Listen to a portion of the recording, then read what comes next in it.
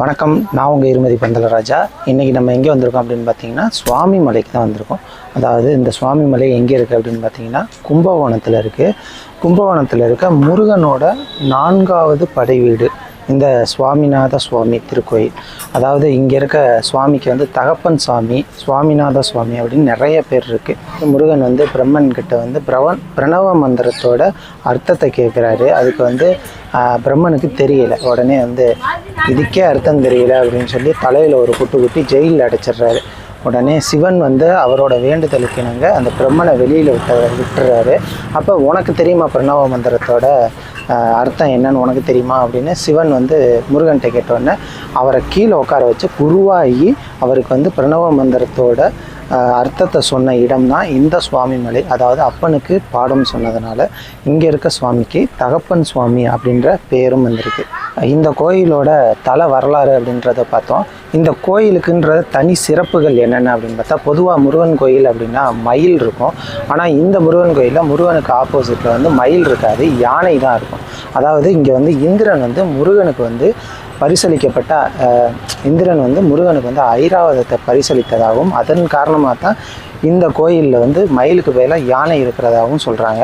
அதே மாதிரி இது வந்து மலை கோயிலெலாம் கிடையாது, குன்றிருக்கும் இடமெல்லாம் குமரன் இருக்கும் இடம் அப்படின்னு சொல்லுவாங்க.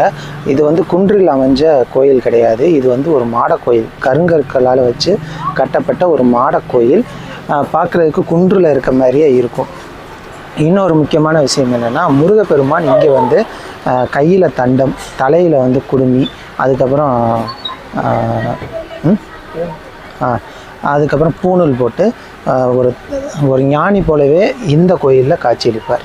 இந்த கோயில் இப்போ வந்து அது நம்ம பார்த்தது வந்து இன்னொரு கேட்டு, இது வந்து என்ட்ரன்ஸ் கேட்டு. இந்த வழியாக போயிட்டு அந்த வழியாக வர்ற மாதிரி தான் இருக்கும். இந்த கோயிலோட தல மரம் அப்படின்னு பார்த்தீங்கன்னா நெல்லி மரம். இந்த கோயிலில் மொத்தம் 60 படிக்கட்டு இருக்குது. அது மட்டும் கிடையாது, இந்த கோயிலில் வந்து நிறைய பிரார்த்தனைகள் இருக்குது. அதாவது கல்வி, வேலைவாய்ப்பு, திருமணம், குழந்தை வரம் அப்படின்ட்டு நிறைய விஷயங்களுக்கு இங்கே பிரார்த்தனை வச்சுக்கிறாங்க. அதுக்கு நேர்த்தி கடனாக வந்து முருகனுக்கு வந்து சந்தன காப்பு சாத்துறது, காவடி எடுக்கிறது, அந்த மாதிரி கோயில்களுக்கு வரவங்களுக்கு அன்னதானம் கொடுக்குறதுன்ட்டு நிறைய பரிகாரங்களும் செய்கிறாங்க. இப்படி இந்த கோயில் நடை திறப்பு நேரம் அப்படின்னு பார்த்தீங்கன்னா காலையில் 5 மணியிலேருந்து மதியம் வந்து ஒரு 12 மணி வரைக்கும், அப்புறம் 4 மணியிலேருந்து இரவு 10 மணி வரைக்கும் இந்த கோயில் நடை திறந்திருக்கும். கண்டிப்பாக நீங்கள் இந்த கும்பகோணம் பக்கம் வந்தீங்கன்னா நீங்கள் மறக்காமல் பார்க்கக்கூடிய இடங்களில் இந்த சுவாமி மலை முருகனும் முக்கியமான கோயில். அப்பனுக்கு பாடம் சொன்ன சுப்பன் இருக்கிற இந்த இடம் தான். நீங்கள் வந்து மறக்காமல் பாருங்கள். மேலும் ஒரு நல்ல வீடியோவில் உங்களை வந்து சந்திக்கிறேன். அதுவரை உங்களிடமிருந்து விடைபெறுவது உங்கள் இருமதி பந்தலராஜா. நன்றி, வணக்கம்.